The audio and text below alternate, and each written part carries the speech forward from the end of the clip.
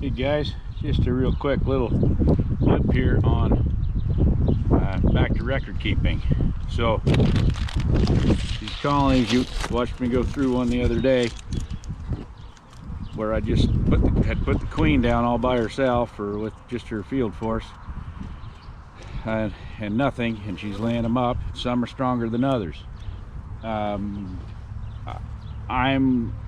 going to assume that some are stronger than others because they have more field bees that came back. So you can't expect the queen to have laid up too much. She can only do what she can keep warm, and what her workforce can keep warm. So she's not going to lay up so much that she's spreading her workforce out too far. She'll lose even more. So as I went through this one, I found one frame of capped brood and a total of 3 frames of brood. It's one of the smaller ones, but she's working at it. She has eggs in her outside edge of her nest, and she's moving that way. We've got bad weather coming. It's going to rain and blow for a week and just be cooler and nasty. They've been on a really good flow, but these weaker colonies especially need to have some feed on. So in my record keeping, I'm beginning to number these hives again and keep some track. So this is hive number 8. I found one frame of capped brood, 3 frames total. I put half a gallon of syrup on them. Gave them a fresh pollen patty because they had done a really good job of consuming their last one, and I'll leave it on there for them too, and they can keep working on it if they want to. It's still soft, but I want to be able to leave these girls alone for the next week and let them do their thing. And if they've got feed on and they've got this 1-to-1 syrup, they should continue to grow their brood nest instead of slowing down with the cool or bad weather. So, but I don't want to overfeed this one because they're not that big, and if they don't consume it, it'll start to go bad.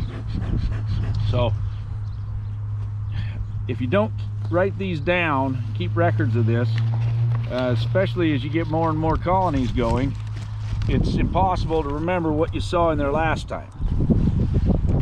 That makes it really difficult to know when to cull a queen. I had to cull one in California, and I forgot to take my camera down with me. There was some that just weren't getting anything done. They were last year's queens, and they had run out of whatever they had. So I gave a couple of them the hive tool test and gave them new ones that we had just made down there that had started laying. You just can't let them keep going and using resources if they can't do the job.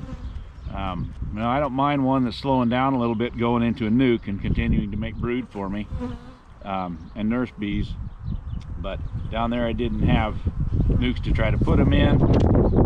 I've got one that I don't know what's gone on, whether she started laying multiple eggs in the cells and there's hardly anybody in the box with her, and it's just kind of bizarre. It looks like laying worker, but there's a queen running around. So anyway, if you don't keep notes on that, you don't remember those.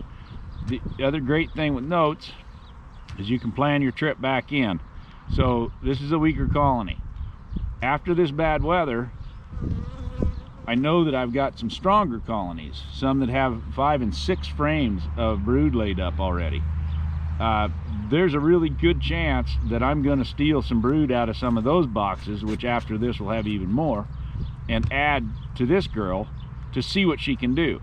Now, if I give her a frame of brood, of capped brood, and in a month and a half, she hasn't just really taken off with that extra help, then she's not going to cut it. I've got to put in a new queen. So it's important to keep notes and remember what you saw the last time you were in there. I'm trying to work on an app and figure out how to use it, but I'm kind of slow at that stuff. When I get a little more of it figured out, I will do a video on that app. I think it's really going to help with a lot of colonies to be able to have it all right on your phone instead of on this notebook. So there's just a little blip on record keeping. We'll get more in depth in it later.